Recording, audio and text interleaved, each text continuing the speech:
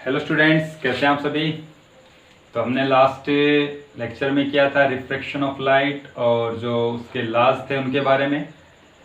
आज हम जो करेंगे वो हमारे पास रिफ्रैक्टिव इंडेक्स का जो कॉन्सेप्ट है उसको अच्छे से समझेंगे। इंपॉर्टेंट क्वेश्चंस यहाँ से पूछा जाता है रिफ्रैक्टिव इंडेक्स से। तो हमने जब सेकेंड लॉ पढ़ा था रिफ्रैक्शन ऑफ लाइट का, तो वहां पर हमने लिखा था कि sine i upon sine r is equal to constant. तो जो कांस्टेंट था उसको हम बोलते हैं रिफ्रैक्टिव इंडेक्स। ठीक है, तो उस रिफ्रैक्टिव इंडेक्स की पूरी कहानी जो है वो आज हम इसमें स्टडी करेंगे। तो टॉपिक है हमारा एब्सोल्यूट रिफ्रैक्टिव इंडेक्स क्या होता है, इसको हम NA से लिखते हैं एब्सोल्यूट रिफ्रैक्टिव इंडेक्स। तो क्या है एब्सोल्यूट रिफ्रैक्टिव इंडेक्स? देखो, अगर हमारे पास एक मीडियम, पहला जो मीडियम है वो मान लो वैक्यूम है, एक जो मीडियम है वो आपका वैक्यूम, और दूसरा जो मीडियम है एनी अदर मीडियम, कोई दूसरा मीडियम, कोई दूसरा ट्रांसपेरेंट मीडियम है। वैक्यूम जो है दैट इज रेयर, और जो एनी अदर मीडियम हम लेंगे वो इसके कंपैरिजन में क्या होगा, डेंसर होगा। तो कोई इंसिडेंट रे है जो वैक्यूम से ट्रेवल करके आ रही है, ये आपकी इंसिडेंट रे। इस रे की जो स्पीड है that is c। c is the speed of light in vacuum. यहां इस पॉइंट पर जो है सेकंड मीडियम में इंटर करेगी, उस पॉइंट पर हमने क्या डाल दिया, नॉर्मल। ये जो एंगल है this angle is i, this point is, this line is normal. तो रे जब रेयर मीडियम से डेंसर में जाएगी तो रे क्या हो जाएगी, बेंड टुवर्ड्स द नॉर्मल। तो ये रे आपके पास इस डायरेक्शन में चली जाएगी, जो हमारी रिफ्रैक्टेड रे है। नॉर्मल और रिफ्रैक्टेड रे के बीच में ये एंगल बनेगा, दिस एंगल इज r। यहां जो स्पीड है मीडियम सेकंड में, ये स्पीड मान लिया हमने कितनी है, v है। तो लाइट की स्पीड वैक्यूम में c, किसी दूसरे मीडियम में v। तो एब्सोल्यूट रिफ्रैक्टिव इंडेक्स क्या होता है? तो एब्सोल्यूट रिफ्रैक्टिव इंडेक्स जो है, absolute refractive index this is equal to ratio of speed of light in vacuum to the speed of light in medium. कि वैक्यूम में लाइट की स्पीड क्या है और मीडियम में लाइट की स्पीड क्या है, इन दोनों का जो रेशियो है, इस रेशियो को हम लिखते हैं एब्सोल्यूट रिफ्रैक्टिव इंडेक्स। तो C/V, this is called absolute refractive index. ठीक है, यूनिट की बात करें हम यहां पर, unit of absolute refractive index, तो C स्पीड ऑफ लाइट है, स्पीड ऑफ लाइट की यूनिट मीटर पर सेकेंड, स्पीड इन मीडियम ये भी मीटर पर सेकेंड, तो कैंसिल, मतलब यूनिट लेस। तो रिफ्रैक्टिव इंडेक्स जो है उसकी यूनिट क्या होती है, यूनिट लेस क्वांटिटी होती है एब्सोल्यूट रिफ्रैक्टिव इंडेक्स। ठीक है, तो absolute refractive index is the, तो हम लिखेंगे it is the ratio of speed of light in vacuum to the speed of light in medium. Vacuum में क्या स्पीड है उसको डिवाइड करेंगे किससे, किसी भी मीडियम में जो स्पीड है। ठीक है, अगर हमारे पास, तो यहां ये हो गया refractive index of one medium with respect to other in term of speed। ठीक है, तो यहां तो क्या है कि जो एब्सोल्यूट रिफ्रैक्टिव इंडेक्स है, इसके लिए हमारे पास एक मीडियम वैक्यूम होना चाहिए जरूरी। दूसरा कोई भी ट्रांसपेरेंट मीडियम हो सकता है, लेकिन एक मीडियम नेसेसरी वैक्यूम ही होगा, दूसरा कुछ भी हो, तब जो रिफ्रैक्टिव इंडेक्स लिखा जाएगा that is absolute refractive index. अगर हमारे पास दोनों मीडियम अलग है, मतलब वैक्यूम नहीं है दोनों में से कोई भी, अगर यहां पर मान लो हमारे पास दोनों मीडियम जो है अलग अलग है, एक वैक्यूम, इनमें से कोई भी वैक्यूम नहीं है, medium second medium first, medium first आपको मान लो एयर है, कोई और दूसरा है, मीडियम सेकंड आपको कोई मीडियम है, तो यहां पर जो रिफ्रैक्टिव इंडेक्स लिखा जाएगा, तो ये आपकी इंसिडेंट रे, मीडियम फर्स्ट मान लो रेयरर है, सेकंड डेंसर है, तो यहां पर जो है आपके पास दिस इज नॉर्मल। तो फर्स्ट मीडियम में लाइट की स्पीड जो है वो मान ली हमने कितनी है, फर्स्ट मीडियम में लाइट की स्पीड है v1, रेयरर से डेंसर में जाएगी, बेंड टुवर्ड्स नॉर्मल, तो ये बेंड हो जाएगी, ये जो एंगल है that is r। Second medium में जो स्पीड है लाइट की वो मान ली हमने कितनी, v2। Medium first medium second दो आपके ट्रांसपेरेंट मीडियम है, इनमें से एक भी वैक्यूम नहीं है, मान लो एक वाटर है एक ग्लास है, दूसरे दो मीडियम कोई भी है, तो फर्स्ट मीडियम में लाइट की स्पीड v1 है, सेकंड में लाइट की स्पीड v2 है, तो यहां पर जो रिफ्रैक्टिव इंडेक्स है n21, जो कि क्या होगा, refractive index of second medium with respect to first medium, इसको हम कैसे लिखेंगे, तो जो n21 है ये कैसे लिखा जाएगा, speed of light in first medium, पहले मीडियम में क्या स्पीड है लाइट की उसको हम डिवाइड करेंगे speed of light in second medium, second medium में क्या स्पीड है, तो ये बोला जाएगा refractive index of second medium with respect to first, मतलब सेकेंड मीडियम में लाइट जा रही है कहां से, फर्स्ट से, तो जो n21 है that is equal to v1 upon में v2, ठीक है। और यदि हमें n12 लिखना है, n12 that is refractive index of first medium with respect to second medium, तो इसको हम कैसे लिखेंगे, तो हो जाएगा n12 is equal to speed of light in second medium, तो यहां पर जो है ऊपर क्या आ जाएगा, सेकेंड मीडियम में स्पीड अपॉन में speed of light in first medium, first medium में स्पीड, यहां पर जो n12 है, n12 को हम कैसे लिखेंगे, v2 अपॉन में v1,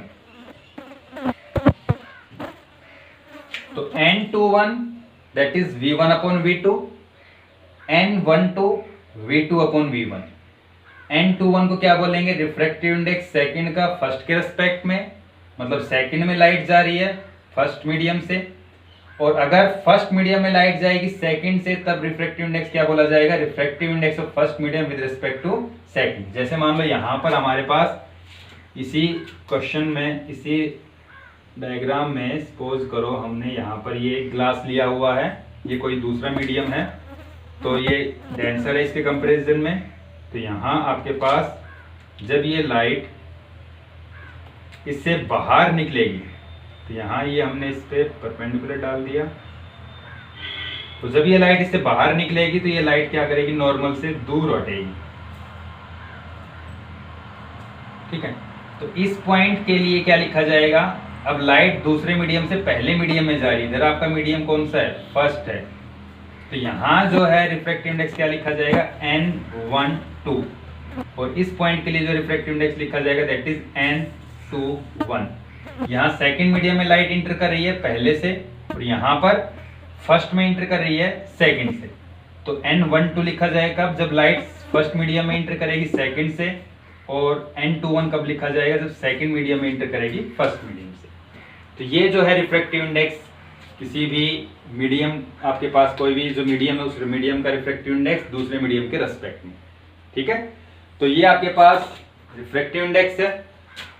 तो रिफ्रैक्टिव इंडेक्स जो है हम वेवलेंथ की टर्म में लिखते हैं। अगला जो टॉपिक है हमारा that is refractive index of one medium with respect to other in terms of अब हम वेवलेंथ की टर्म में लिखेंगे। तो हम इसमें आगे टॉपिक लिख लेते हैं, रिफ्रैक्टिव इंडेक्स ऑफ मीडियम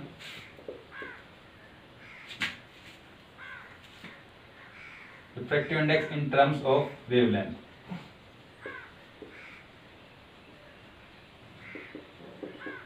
ठीक है, वेवलेंथ की टर्म में कैसे, देखो 9th क्लास में हमने पढ़ा है कि इस तरीके से एक वेव होती है हमारे पास, और ये वेव का क्रस्ट होता है, ये ट्रफ होता है, ट्रांसवर्स वेव्स, और यहां से लेकर यहां तक जो है एक क्रस्ट और एक ट्रफ, इस वेव की ये जो है 1 साइकिल होता है।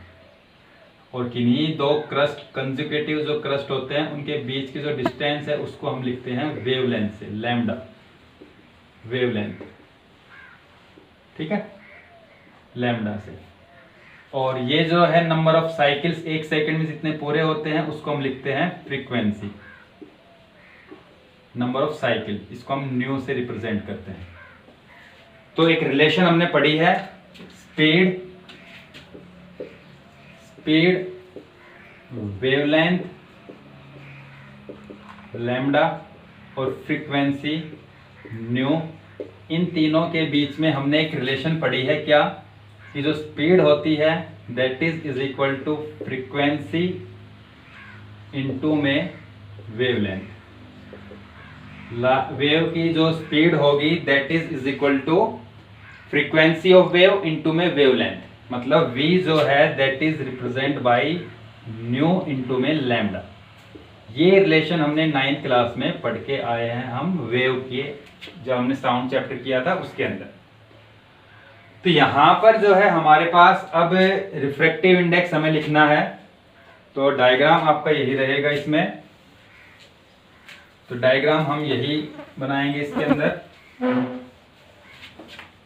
ठीक है, तो अब जो है लाइट एक मीडियम से दूसरे मीडियम में जा रही है, तो पहले मीडियम में स्पीड कितनी है v1, वेवलेंथ कितनी होगी दैट इज लैम्डा 1, और फ्रीक्वेंसी क्या होगी फर्स्ट मीडियम में दैट इज न्यू। यहां एक चीज इंपॉर्टेंट है याद रखने की, जो लाइट की फ्रीक्वेंसी मीडियम चेंज होने पर लाइट की फ्रीक्वेंसी चेंज नहीं होती है, क्योंकि लाइट जो है वो कोई सोर्स भेज रहा है और वो सोर्स वहां से जितनी फ्रीक्वेंसी की लाइट भेज रहा है, तो वो जो लाइट की फ्रीक्वेंसी है वो चेंज नहीं होगी। तो मीडियम जब चेंज होगा तो लाइट की जो फ्रीक्वेंसी है, फ्रीक्वेंसी जो है remains same in all mediums, frequency जो है वो सेम रहेगी। तो सेकंड मीडियम में जो स्पीड है, तो सेकंड मीडियम में जो स्पीड है वेव की, लाइट की, दैट इज v2, वेवलेंथ कितनी हो जाएगी, वेवलेंथ चेंज हो जाएगी लैम्डा 2, और फ्रीक्वेंसी क्या रहेगी न्यू, सेम रहेगी। ठीक है, तो यहां पर अब जो रिफ्रैक्टिव इंडेक्स है उसको हम किस तरीके से लिखेंगे, तो refractive index of second medium with respect to first, अभी हमने लिखा था n21 जो आया था that is v1 upon v2, और n12 आया था v2 अपॉन v1। तो यहां पर n21 सेकंड का फर्स्ट के रेस्पेक्ट में that is v1 by v2, तो n21 is equal to v1 speed in first medium. तो स्पीड कितनी है v1, कैसे लिखेंगे हम, स्पीड का फॉर्मूला फ्रीक्वेंसी इनटू में वेवलेंथ, तो स्पीड का formula frequency nu wavelength lambda 1 divided by v2, second medium में speed, frequency nu, second medium में वेवलेंथ लैम्डा 2, फ्रीक्वेंसी से फ्रीक्वेंसी कैंसिल, तो n21 that is equal to lambda 1 upon में lambda 2। तो refractive index जो है ये सेकंड मीडियम का with respect to first medium. ठीक है, और यदि हमें n12 लिखना हो तो n12 का क्या हो जाएगा v2 अपॉन में v1, तो n12 is equal to nu into में लैम्डा 2 अपॉन में न्यू इंटू में लैम्डा 1, न्यू से न्यू कैंसिल, तो n12 that is equal to lambda 2 upon में लैम्डा 1। तो ये रिफ्रैक्टिव इंडेक्स है किसकी टर्म में, वेवलेंथ की टर्म में। तो स्पीड की टर्म में है तो लैम्डा 1 की जगह v1 आ जाएगा अपॉन में v2, और वेवलेंथ की टर्म में λ1 अपॉन में λ2। तो ये रिफ्रैक्टिव इंडेक्स है सेकंड मीडियम का, किसके रिस्पेक्ट में, फर्स्ट के, और ये फर्स्ट का सेकंड के रिस्पेक्ट में। क्लियर है? तो इसमें आपको ये नोट करना है, ये डायग्राम यही रहेगा, तो इसमें आपको ये करना है। ओके, तो इसके बाद में बात आती है कि जो रिफ्रैक्टिव इंडेक्स है,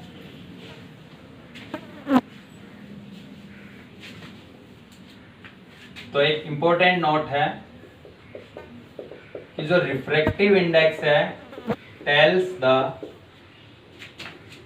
speed of light in a medium. जो रिफ्रैक्टिव इंडेक्स एन से हम लिखते हैं, ये जो स्पीड है और रिफ्रैक्टिव इंडेक्स है ये एक दूसरे के इनवर्सली प्रोपोर्शनल होते हैं। एन जो है दिस इज रिफ्रैक्टिव इंडेक्स और v जो है that is speed of light. मतलब जैसे हमारे पास मीडियम है वाटर, वाटर का जो रिफ्रैक्टिव इंडेक्स होता है एब्सोल्यूट रिफ्रैक्टिव इंडेक्स एयर के रेस्पेक्ट में that is 4/3, it means 1.33। Glass जो है, ग्लास का रिफ्रैक्टिव इंडेक्स होता है एब्सोल्यूट जो रिफ्रैक्टिव इंडेक्स ग्लास का, तो refractive index of water, refractive index किसके रेस्पेक्ट में है, ये एयर के रेस्पेक्ट में। ग्लास का एयर के रेस्पेक्ट में दैट इज 3/2, 1.5। डायमंड के लिए refractive index of diamond with respect to air that is 2.42। ये कुछ रिफ्रैक्टिव इंडेक्स की वैल्यू है। एयर का जो रिफ्रैक्टिव इंडेक्स है, एयर या वैक्यूम का हम सेम मान लेते हैं दैट इज 1। बाकी ये जो भी है इन सब का जो रिफ्रैक्टिव इंडेक्स लिखा गया है किसके रेस्पेक्ट में लिखा गया है, एयर के रेस्पेक्ट में। तो यहाँ रिफ्रैक्टिव इंडेक्स वाटर का 1.33 है, ग्लास का 1.5 है, डायमंड का 2.42 है। तो मीडियम का जिसका रिफ्रैक्टिव इंडेक्स जितना ज्यादा होगा जो स्पीड है वो उतनी कम होगी। तो यहां पर हमारे पास 3 मीडियम है, वाटर, ग्लास, डायमंड।